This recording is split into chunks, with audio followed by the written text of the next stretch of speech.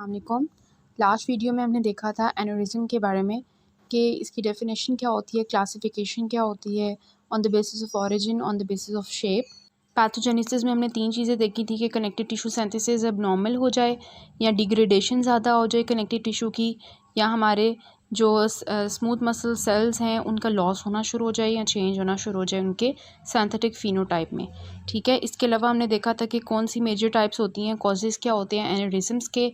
ठीक है, और हमने देखा था कि एब्डोमिनल एओर्टिक एनेरिज्म और थोरेसिक एओर्टिक एनेरिज्म्स की क्लिनिकल मैनिफेस्टेशंस क्या होती हैं और कॉम्प्लिकेशंस क्या होती हैं। Now we are going to discuss about the morphology of the aneurysm. तो सबसे पहले हम मॉर्फोलॉजी में क्या लिखते हैं कि उसकी लोकेशन क्या है। तो लोकेशन इसकी ये होती है कि जो बाइफर्केशन होता है एओर्टा का, ठीक है, आपको पता है एओर्टा नीचे जाके डिवाइड हो जाता है 2 पार्ट्स में, ठीक है, राइट एंड लेफ़्ट में। तो उससे पहले ना ये एक रीनल आर्टरी देता है किडनी को, ठीक है। तो जब हमारे पास जो रीनल आर्टरी इसने देनी होती है उसके और हमारे जो बाइफर्केशन होती है एओर्टा की, ठीक है, उस बाइफर्केशन और रीनल आर्टरी के दरमियान वाला जो रीजन होता है वहाँ पे मोस्टली एनोरिज्म बनता है। तो इसकी लोकेशन वो होती है।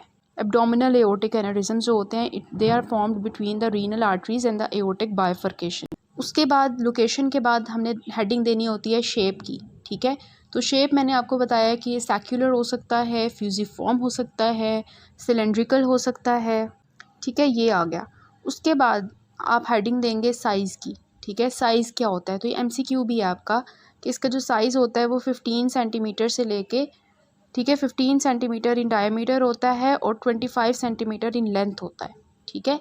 इसकी जो लेंथ होती है वो 25 सेंटीमीटर होती है और इसका जो डायमीटर होता है वो 15 सेंटीमीटर का होता है। तो ये MCQ पॉइंट ऑफ व्यू से भी आपने याद रखना है। तो सबसे पहले आपने मॉर्फोलॉजी में लिख दिया इसकी लोकेशन, फिर आपने लिख दिया इसकी शेप, फिर आपने लिख दिया इसका साइज़। उसके बाद हम देखते हैं इसकी वॉल, ठीक है। वॉल के बारे में बताया हुआ है कि जो हमारे पास होती है वॉल एब्डोमिनल एओर्टा की, वो क्या होती है, उसमें एथेरोस्क्लेरोसिस नज़र आता है, ठीक है, बहुत ज़्यादा एथेरोस्क्लेरोटिक प्लेग बना होता है वहाँ पर।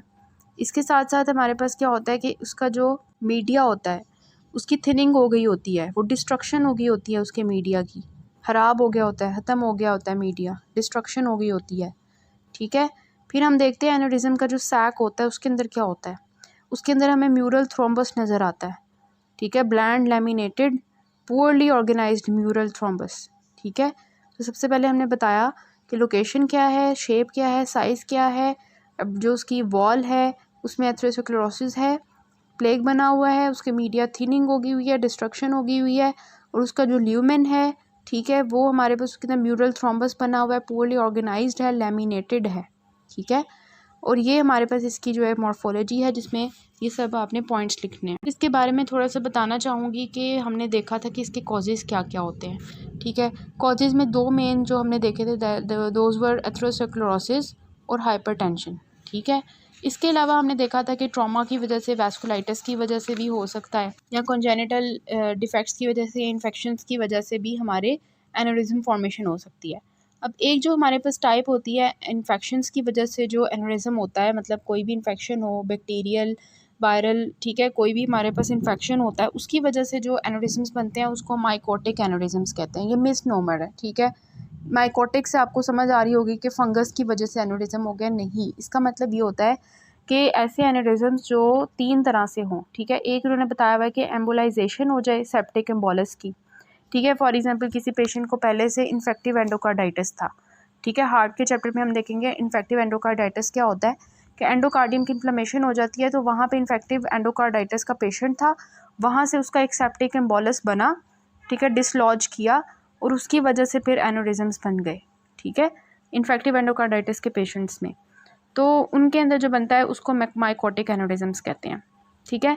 इसके अलावा हमारे पास है कि दूसरा इसका पाथ होता है जिसमें एडजेसेंट सपोरेटिव प्रोसेस, मतलब करीब ही हमारे पास क्या हो रहा था कि कोई भी सपोरेटिव प्रोसेस था, कोई पस एक्यूमुलेट हुई हुई थी, उसकी वजह से क्या हुआ कि extension of the adjacent suppurative process, उसकी वजह से एनोरिज्म बन गया।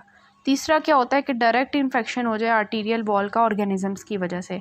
फॉर एग्जांपल आपको पता है जो टर्शरी सिफिलिस होता है जो स्पायरोचीट्स की वजह से होता है, ठीक है, उसमें क्या होता है, उसमें हमारे पास ट्री बार्क अपीयरेंस आती है, वो एक्चुअली हमारे पास क्या करता है कि डायरेक्ट इन्फेक्शन करता है आर्टीरियल वॉल का।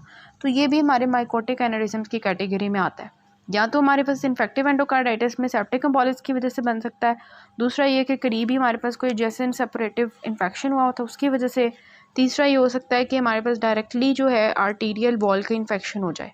ठीक है, तो इस तरह से माइकोटिक एनेरिज्म्स बनते हैं। तो ये कुछ इसके कॉजेज़ थे कि आपको पता होना चाहिए कि एनेरिज्म्स फॉर्मेशन क्यों होती है। फिर इसकी कुछ टाइप्स होती हैं जो कि यहाँ पे इन्होंने मॉर्फोलॉजी में ही लिखा हुआ है।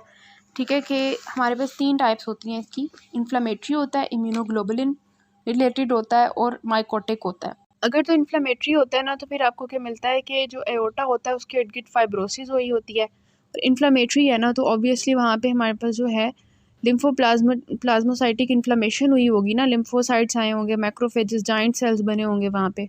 ठीक है, दूसरा ये होता है कि इम्यूनोग्लोबुलिन IgG रिलेटेड डिजीज़ हो।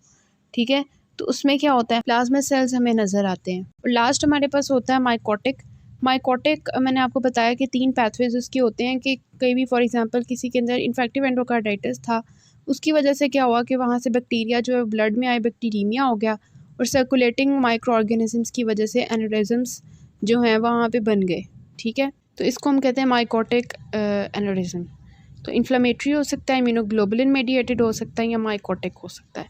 नेक्स्ट हम पढ़ते हैं एओर्टिक डायसेक्शन। इसमें जस्ट ये बात याद रखनी है कि हमारे पास इंटिमल टीयर हो जाता है, मतलब जो इंटिमा होती है ना वो ब्रेक कट जाती है। ठीक है, और उसकी वजह से क्या होता है कि वहाँ से ब्लड जो होता है वो इंटिमा से जो भी हमारे पास होगा क्रॉस करके आ जाएगा अंदर की तरफ, वॉल के अंदर आ जाएगा। ये उन लोगों में होता है जिनके अंदर हाइपरटेंशन होती है। ठीक है, और हमारे पास जो 40 to 60 ईयर्स के मैन होते हैं उनके अंदर, या कंजेनिटली भी उसी तरह हो सकती है, मार्फन सिंड्रोम के वाले जिनके अंदर कनेक्टिव टिश्यू एब्नॉर्मलिटीज़ हों, या आइट्रोजेनिक भी हो सकती है, मतलब हॉस्पिटल रिलेटेड हो सकती है, कैथेटर्स जो यूज़ करते हैं या उनकी वजह से, बाईपास वगैरह। ये कभी कभार कहते हैं प्रेगनेंसी की वजह से भी आयोटिक डायसेक्शन हो जाती है, आफ्टर द 3rd ट्राइमेस्टर होती है, उस दौरान भी ये हो सकती है। इसके बाद इसकी पैथोजेनेसिस आ जाती है, तो सबसे मेजर रिस्क जो इसका होता है वो हाइपरटेंशन होता है। हाइपरटेंशन की वजह से एओर्टिक डायसेक्शन बहुत कॉमन होती है।